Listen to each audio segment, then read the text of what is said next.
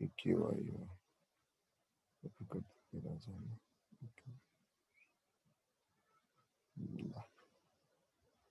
अब हामीले अरु के बुझ्नु पर्यो भन्दाखेरि यसमा चाहिँ यो जुन चाहिँ टेम्परेचर कुरा थियो नि एकदमै यो पनि सोध्छौँ जस्तै हिजो नि आएको थियो यो कुरा क्रिटिकल टेम्परेचर वाला कुरा क्रिटिकल टेम्परेचर मा के हुन्छ त सर्फेस टेन्सन भनेर सोध्छ पहिला सुरुमा क्रिटिकल टेम्परेचर भनेको के हो भनेर बुझ्नु पर्यो कसैलाई थाहा छ क्रिटिकल टेम्परेचर भनेको के हो व्हाट इज क्रिटिकल टेम्परेचर यो कस्तो भन्दा यो चाहिँ हाईएस्ट पोसिबल टेम्परेचर हो यो के हो हाईएस्ट पोसिबल टेम्परेचर हो जसमा चाहिँ at which the substance can exist as a liquid कुरा बुझ्यो बुझेन कुनै पनि सब्स्टेन्स को लिक्विड हुने अन्तिम टेम्परेचरलाई हामी के भन्छौं क्रिटिकल टेम्परेचर भन्छौं ठीक छ जस्तै यो एउटा क्रिटिकल टेम्परेचर मानौं मैले एउटा कुनै माने 400 केल्भिन माने ठीक छ एउटा कुनै सब्स्टेन्स को लागि त्यसको क्रिटिकल टेम्परेचर भनेको 400 केल्भिन हो भने 400 केल्भिन सम्म चाहिँ त्यो सब्स्टेन्स के हुन्छ त लिक्विडै हुन्छ त्यो भन्दा माथि र तोमा गएपछि के हुन्छ अब सधैँ यो के हुन्छ भ्यापरै हुन्छ के अब त्यो लिक्विड बन्न सक्दैन त्यो टेम्परेचरमा गएपछि कुरा बुझ्यो बुझेन यस सर सो क्रिटिकल टेम्परेचर भनेको हाईएस्ट पोसिबल टेम्परेचर जसमा चाहिँ के हुन्छ त सब्स्टेन्स चाहिँ के हुन्छ त can exist as a liquid त्यो भन्दा बढी माथि जान सक्दैन हाईएस्ट कतिसम्म जान सक्छ भनेको highest possible temperature at which substance can exist as a liquid हिजो एउटा क्वेसन पनि थियो त्यसमा यसमा ल्याटिन हिट के हुन्छ त 0 हुन्छ है किताबहरुमा डिग्रीज लेखेको पाइएको छ त्यो रङ हो 0 नै हो त्यसको आन्सर अब क्रिटिकल टेम्परेचरमा चाहिँ सर्फेस टेन्सन के हुन्छ त भन्ने कुरामा जाम है त क्रिटिकल टेम्परेचरमा सर्फेस टेन्सन के हुन्छ त्यो नि 0 हुन्छ त्यो नि के हुन्छ 0 हुन्छ किन भन्दा यसमा अब के छ त अब यसो लिक्विड हुने एक्जिस्टेन्स लिक्विडको एक्जिस्टेन्स छैन अब लिक्विडै छैन भने सर्फेस टेन्सन हुन्छ त हुँदैन हुँदैन अब यहाँ त भ्यापर बन्न थालिसकेको छ भ्यापर भइसक्यो सर्फेस टेन्सन नै हुँदैन अब कुरा बुझ्यो बुझेन अब अरु के सोध्छ भन्दाखेरि यो सर्फेस टेन्सन केले गर्दा हुन्छ मैले हिजो पनि पढाइसकेँ कुन फोर्स हो यो कोएसिभ फोर्सले गर्दा हुन्छ कि एडिसिभ फोर्सले गर्दा हुन्छ एडिसिभ फोर्स गुड केले कोहेसिभ फोर्स कोएसिभ फोर्सले दुईटा फोर्स हुन्छ तर सर्फेस टेन्सनको जिम्मेवार को हो त कोएसिभ फोर्स हो कोएसिभ फोर्स बुझिरहेछ यहाँसम्म यस सर अब अर्को यहाँनिर हेर यो इम्प्युरिटी हाल्यो भने के हुन्छ सर्फेस टेन्सनमा असर भन्ने कुरामा बारेमा पढौँ है त जस्तै मैले यसमा NaCl हाल्ने एउटा अर्को चाहिँ साबुन हाल्ने साबुन अब अर्को क्याम्पर भन्ने हाल्ने क्याम्पर भन्दा चाहिँ कपुर हो के भन्छ तिमीहरूले कपुर यस सर नेपालीमा त कपुर अनि फेनलहरु हालेँ मैले यो चारवटा सब्स्टेन्स मैले एउटा कुनै लिक्विडमा मिसाइदिएँ मैले लिक्विडमा मिसाएँ एकैचोटि हेर्ने पालो पालो एकपल्ट यो चारवटा मिसाउँदाखेरि कुन केसमा चाहिँ यसको सर्फेस चेन्ज हुन्छ र के हुन्छ यो केसमा के हुन्छ यो केसमा के हुन्छ ल भन त अहिले यसो फेनलबाट NaCl हाल्दाखेरि बढ्छ सुन फेनलमा राख्दाखेरि फेनलमा यदि हामीले फेनल लिक्विडमा राख्यो भने के सर्फेस घट्छ यसले के गराउँछ यसले घटाइदिन्छ यो केसमा के हुन्छ घट्छ क्याम्पर पनि घट्छ सोप पनि घट्छ तर यसमा चाहिँ बढ्छ किन भन्दाखेरि सोप क्याम्पर फेनल भनेको दे आर के त स्लाइटली सोलुबल हो यिनीहरु के हो स्लाइटली सोलुबल हो र त NaCl के त हाइली सोलुबल हो यो के हो हाइली सोलुबल हो कुरा बुझ्यो बुझेन NaCl चाहिँ के हो हाइली सोलुबल अरु के हो स्लाइटली सोलुबल जब हामीले हाइली सोलुबल इम्प्युरिटिज चाहिँ हामीले यदि लिक्विडमा हाल्छौँ त्यसको सल्फेसन के हुन्छ बढ्छ किन भन्दा इन्टरमोलिकुलर जस्तै यो यस्तो चाहिँ स्पेस चाहिँ नआइको यहाँ आएर यो नि बस्थ्यो कि यो सँगसँगै बस्यो यो सँगै बसे पछाडि के भयो त यसको टेन्सन झन् बढ्यो नि उस्तै उस्तै आएर बस्यो अब इनसोल्युबल आएर अझ स्लाइडली सोल्युबल आएर बस्यो भने के हुन्छ यसले चाहिँ अब यससँग इन्ट्र्याक्ट गर्न थाल्छ ठिक छ जसका लागि सल्फेसन के हुन्छ घट्छ कुरा बुझ्यो बुझेन सो हाइली सोल्युबल राख्यो भने सल्फेसन बढ्ने भयो स्लाइडली सोल्युबल राख्यो भने के हुने भयो त यो घट्ने भयो बुझिरहेको छौ स्लाइडली सोल्युबल इम्प्युरिटी एक्जाम्पल के हो त सोप क्याम्पर फेनलहरू हो बुझिरहेको छौ Yes, sir. ल अब हामी जाम नेक्स्ट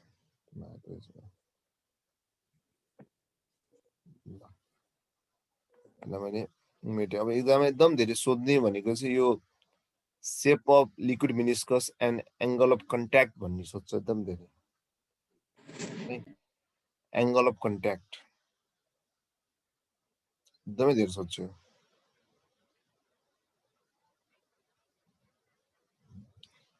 एङ्गल अफ कन्ट्याक्ट भनेको के हो त यो भनेको के हो भन्दाखेरि मेरो इक्जाम्पल दिन्छु है ध्यान लगाएर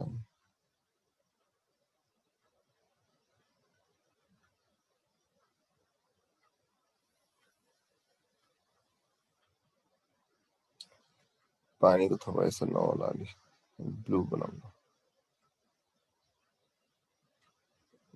यो एउटा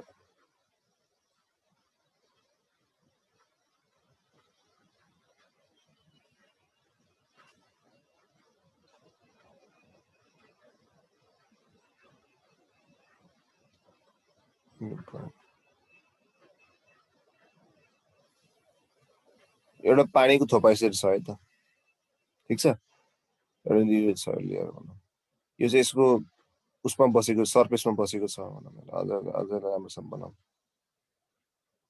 यति राखौँ है त यो चाहिँ यसको के हो त भन्दाखेरि यो सोलिड लेयर हो ठिक छ ल अब एङ्गल अफ कन्ट्याक्ट भनेको के भन्दा लिक्विड सर्फेस कुन छ हेर यो लिक्विड सर्फेस हो कि हैन जुन भाग छ यस सर यो लिक्विड सर्फेस हो ठिक छ यो के लिक्विड सर्फेस हो अब लिक्विड सर्फेसको टेन्जेन्ट तान ठिक छ यो टेन्जेन्ट भयो बुझिरहेको छ यो त्यसको टेन्जेन्ट भयो अब यसको सोलिड सर्फेस कहाँ छ हेर त यहाँ छ कि छैन छ यो तलको सोलिड सर्फेस भयो यो चाहिँ के भयो लिक्विड सर्फेसको टेन्जेन्ट भयो यो जुन एङ्गल हुन्छ त्यो एङ्गल नै के हो त एङ्गल अफ कन्ट्याक्ट हो यो के हो एङ्गल अफ कन्ट्याक्ट कुरा बुझ्यो बुझेन के बुझ्नु पर्यो भन्दाखेरि what is angle of contact यो भनेको चाहिँ this is the it is the के the it is the angle between tangent drawn on the liquid surface मा बनाएको tangent and solid surface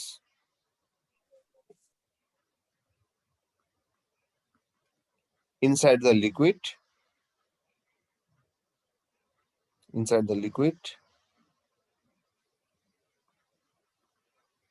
at the point of contact is एकदम बुझ्नु पर्छ है at the point of contact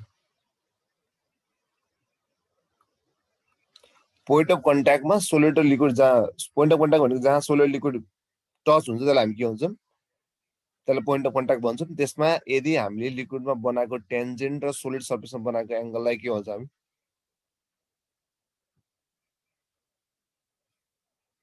angle of contact भन्छौँ बुझिरहेको छ यो साह्रो त म यसको केसहरू गराउँछु अनि एङ्गल अफ कन्ट्याक्टको भ्यालु चाहिँ कतिदेखि कतिसम्म हुन्छ 0 देखि 180 सम्म हुन्छ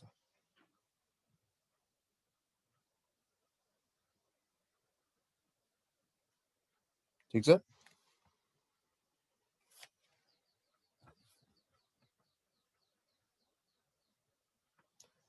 अब यता हेर है, अब एंगल अफ कन्ट्याक्टको भ्यालु 0 देखि 180 हुन्छ। अब एक्जाममा धेरै सोध्दै रहन्छ ग्लास र वाटरमा के होला?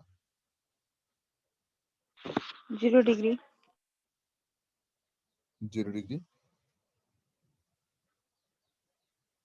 हैन, यस्तो हुन्छ, यसको एंगल कति हुन्छ? लेस देन 10 डिग्री हुन्छ। ठीक छ, त्यो एक्युट हुन्छ। ठीक छ, यसलाई के गरेको भन्दाखेरि ग्लास वाटरको लेभलमा ग्लास राखेको क्या हामीले, त्यसमा बनाएको एंगल चाहिँ कति हो त यो भनेको। अब मर्करीमा हामीले ग्लास राख्यौं र त्यसमा त्यसलाई चेक गर्यो भने ग्लासदेखि मर्करीको फेरि कति हुन्छ त? दैट इज अब्ट्युस हुन्छ, त्यो 135 हुन्छ। अझै 8 डिग्री म आउँछु त्यहाँनिर एकछिन, तिमीले भनेको मैले कुरा बुझिसकेँ। ठीक छ, यो कति हुन्छ त? यो चाहिँ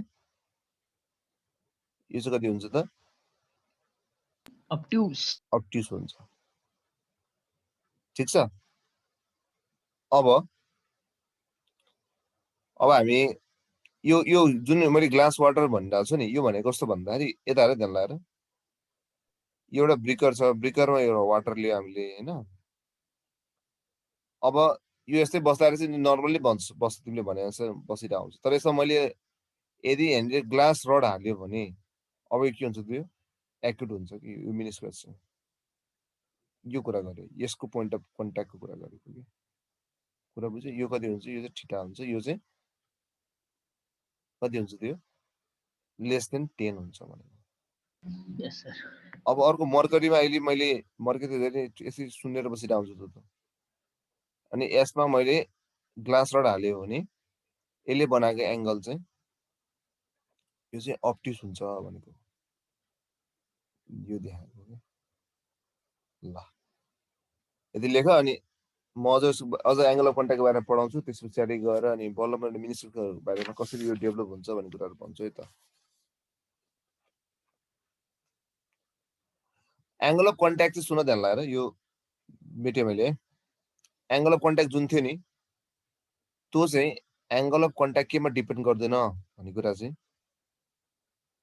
यसको सोलिड कस्तोसँग ढल्किएको त्यसमा डिपेन्ड गर्दैन। डज नट डिपेन्ड अन के, इन्डिपेन्डेन्ट टु द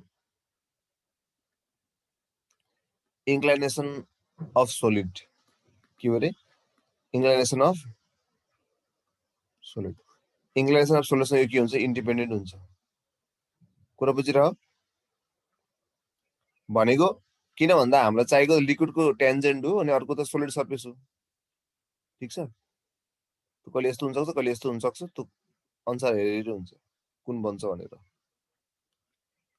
सो यो चाहिँ सोलिडको इन्क्लिनेसनमा डिपेन्ड गर्दैन, यसो सोच्छ कहिले कहिले एक्जाममा है। त्यसलाई यता हेर त, जस्तै मैले एउटा के लिए भन्दाखेरि एउटा ग्लास रड लिएँ, ध्यान सुन है, एउटा ग्लास रड लिएँ। ग्लास रड राख्दाखेरि चाहिँ, ठीक छ, ग्लास रड राख्दाखेरि चाहिँ यसले एंगल अफ मानव यो बेलाको चाहिँ यसको एंगल अफ कन्ट्याक्ट चाहिँ मानव 10 डिग्री थियो। मैले यसलाई घुमाइदिएँ, अब सोलिडलाई मैले घुमाइदिएँ, अब यसरी राखेँ। ठीक छ, अब घुमाइदियो भने यसको एंगल अफ कन्ट्याक्ट कति होला? मैले 90 मा घुमायो भने, 90 मा घुमाइदिनु मैले एउटा सपोज घुमाइदियो भने अबको एंगल अफ कन्ट्याक्ट कति होला? अब पनि कति हुन्छ? 10 नै हुन्छ कि। यो कुरा बुझेन? अब मैले सिधा राख्दिएँ, जसै राखे न, यसलाई जसै राखे पनि के हुन्छ? त्यो यो सेम नै हुन्छ। हेर्दा यसो देखिदा पनि यसको इन्क्लाइनेसनमा के हुन्छ त? यसको इन्क्लाइनेसनले गर्दाखेरि चाहिँ एंगल अफ कन्ट्याक्टमा कुनै पनि फरक पर्दैन। कुरा बुझ्यौ? Yes, sir. किन भन्दा जहिले पनि हामीले लिने भनेको यसको टेन्जेन्ट जुन छ, यसको टेन्जेन्ट कता भयो भन्दाखेरि यसको टेन्जेन्ट यता भयो अनि यसको बिचको एंगल लिने हो के। ठीक छ, यसको एंगल लिने हो। एंगल अफ कन्ट्याक्ट चाहिँ इन्क्लाइनेसन सोलिडमा डिपेन्ड गर्दैन। अब यो केमा डिपेन्ड गर्छ त्यसो भए भन्दाखेरि अघि जस्तै है, ध्यान सुन, नेचर अफ लिक्विड त हुनै पर्छ सर।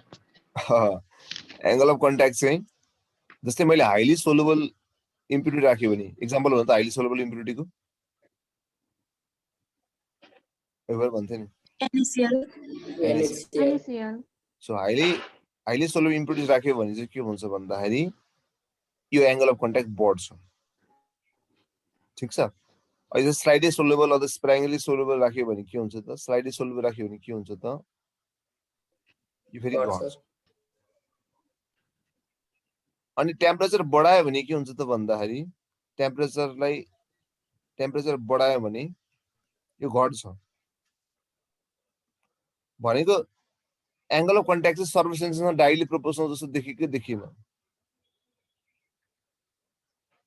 देखियो नि जति एंगल अफ कन्ट्याक्ट जति सर्फेस टेन्सन बढ्थ्यो जस्तै हाइली सोल्युबल राख्दा सर्फेस टेन्सन बढ्थ्यो यसै नै बढ्यो राख्दा घट्थ्यो यो पनि घट्यो टेम्परेचर बढाउँदाखेरि सर्फेस टेन्सन घट्थ्यो यो पनि घटिरहेको छ कि छैन सो के बुझ्नु पर्यो हामीले भन्दा जति सर्फेस टेन्सन बढ्छ त्यति नै एंगल अफ कन्ट्याक्ट पनि बढ्छ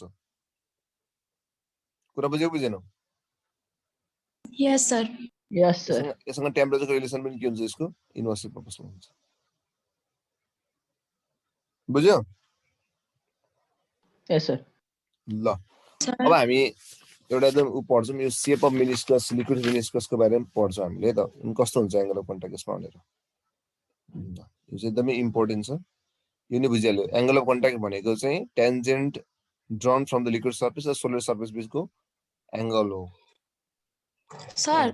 हजुर Sir, कसको चाहिँ 0 हुन्छ त नि angle of contact angle of को चाहिँ कन्ट्याक्ट जेरो भन्ने हुन्न कि प्लेन भन्ने हुन्छ तिमीले भनेको यस्तो हो कि त्यो लिक्विड सर्फेस चाहिँ प्लेन मिनिस्कस हुन्छ भने हो कि त्यो ठीक छ यस सर ल अब यो राख्न यहाँ गरम त्यसो भए ड्रइङ गरे मसँग त्यो त्यसो भए ड्रइङ बनाऊ अब ड्रइङ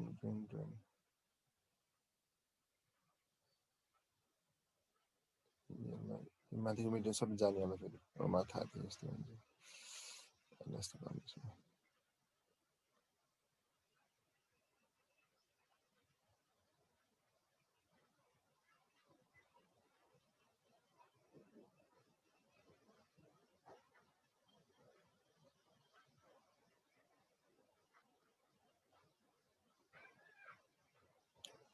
ल रनिङ आउट अफ टाइम हुन थाल्यो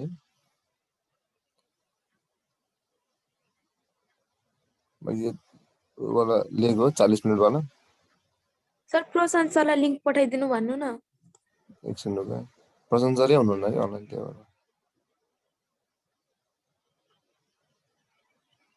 इम्पोर्टेन्ट छ पक्क म न त्यस्तो गर्छु म यसलाई काटेर यही पठाउँछु नि तपाईँ किन भन्दाखेरि ठ्याक्कै हाम्रो पुग्छ त्यसपछि